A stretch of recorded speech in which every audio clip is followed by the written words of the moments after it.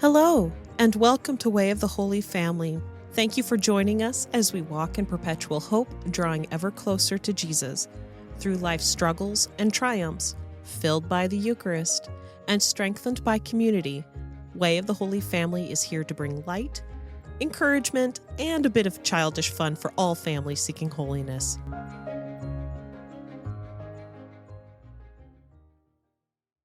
Hello, everyone, and welcome back to Joy and Peace of Obedience, Part 2. We're going to talk about the spirit of obedience.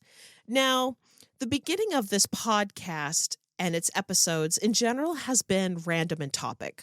Learning the nature of ideas being scripted, the structure of accomplishing work, and getting all the techie things figured out has been a learning curve. And, also asking the Lord on what He wants it to look like. But there has been one general thread of consistency through all the episodes thus far, and that's the topic of, self-awareness and growth. Now, why would I be talking to you, the listener, strictly about growth when, in general, this podcast is about the family? My guess is that you're the leader of the home. Perhaps you have a child to instruct, or in the least, you have others in your sphere of influence. Holy prosperity for the home begins in a single individual, in the depths of one's heart, a soul alone with God. This is where the roots begin to grow. So these are the things that we're going to be focusing on.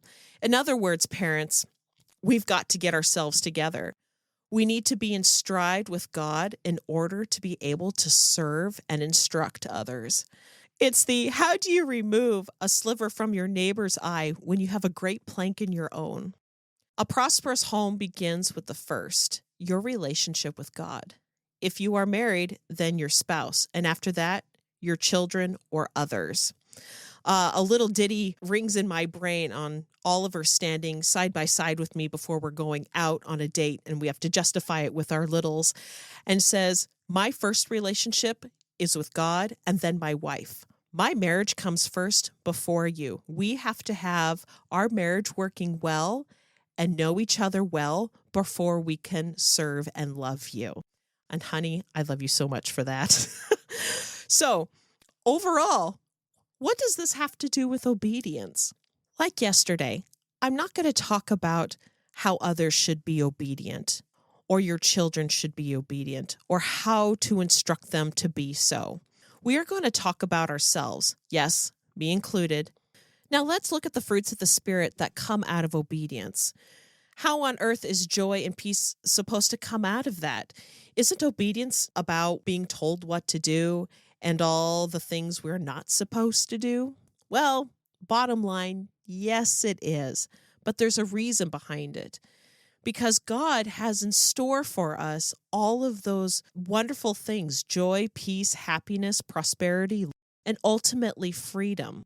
As we visited a couple episodes ago, Matthew 11:28, take my yoke upon you and learn from me, for I am meek and humble of heart, and you will find rest in yourselves, for my yoke is easy and my burden is light. Now, I have to admit, I can be quite fearful of that yoke. I feel like I'm not quite ready to bear that certain cross, or I think it's far too ugly, it's got too many splinters, and I don't even fully know what that cross looks like. What is the bottom line problem there? It's our attitudes and our trust in God. And that's something we need to attend to in the spirit of obedience. I mean, when you have a child following your instruction, being obedient to you, are they really being obedient when they're being resentful and begrudgingly following your instructions? No. Same thing goes with you in following Christ. Are you begrudgingly following Him? Are you mumbling under your breath certain doubts? Are you complaining of the things that He's doing in your life? How are you carrying yourself, and how much heart are you offering back to Christ? I want to share the story of Esther. Esther is such a fantastic story that the Jewish nation has passed down by generations. And it starts with a Failure to be obedient. They were instructed to wipe out an entire nation that was going to be the demise of them. Now, they failed to follow through on a number of accounts, and one of those was a pregnant woman. And the descendant of this pregnant woman is Haman. And in Haman's time, the Persian Empire was the ultimate power. And Esther at this time became the wife of the king. And Haman had enough political prominence that he was rubbing elbows with the king, and he established a future law to wipe out the Jewish nation. Now, Esther's cousin Mordecai came over to her and said, "You must approach the king and plead with him, talk with him." Now, Esther's in a tight spot. What do? You're not allowed to approach the king without first being summoned. It means certain death. But at the same time, Mordecai warns Esther and says, don't think you're going to get away with escaping this punishment. Even if you may survive the initial wipeout, God will judge you, and it will be to your demise. So Esther is in a very hard place. What must she do?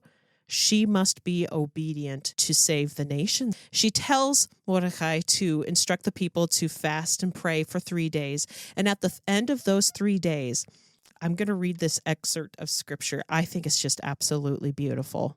This is Esther 5 in the New Jerusalem translation. I love this translation because what the scene was like, how it felt, and how Esther carried herself. So, on the 3rd day, when she had finished praying, she took off her supplicant's mourning attire and dressed herself in full splendor. Radiant as she then appeared, she invoked God who watches over all people and saves them. With her, she took 2 ladies in waiting. With a delicate air, she leaned on one, while the other accompanied her carrying her train. Rosy, with the full flush of her beauty, her face radiated joy and love, but her heart sank with fear. Having passed through door after door, she found herself in the presence of the king. He was sitting on his royal throne, dressed in all his robes of state, glittering with gold and precious stones, a formidable sight. Now, right after this passage, she passes out in fear of the king. Now, there are 2 things I want to attend to in this scene. Number 1, how she carried herself, and what happened to the room that she entered.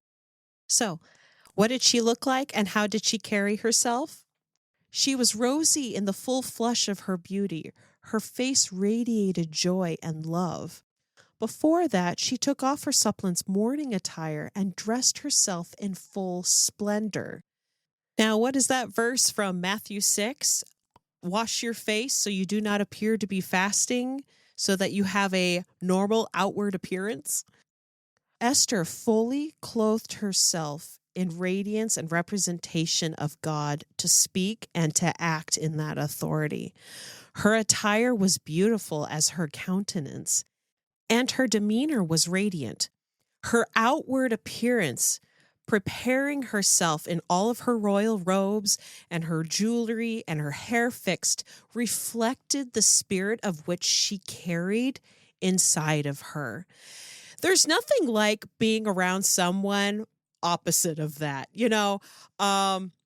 One of my favorite sayings is, no one likes to be around a grump.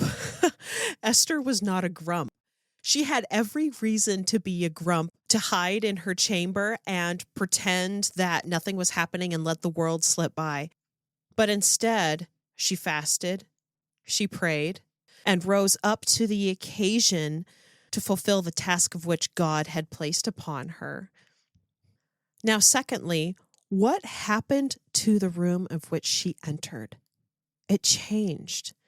She fainted in fear of the king looking upon her, but God changed his heart to a meek response and held her and said, "My queen, what can I do for you? What is it that you've approached me for? What are you asking me?" And from that, an entire nation was saved. Now let's bring it back to our own lives. How are we carrying ourselves? Are we washing our faces? Where's our hearts? Have we offered all of our heart back to Christ? Are we clothing our hearts in order to carry out the missions of which God has placed upon us? And in turn, what is happening to the room, our spaces, our homes of which we walk into? Are the fruits of the Spirit there? Peace, joy, love, patience, kindness, faithfulness, gentleness, self-control. All of that begins with us submitting our hearts to God in order to allow those fruitful roots to take place, serving and blessing our spouses and passing it on to our children. Peace, friends.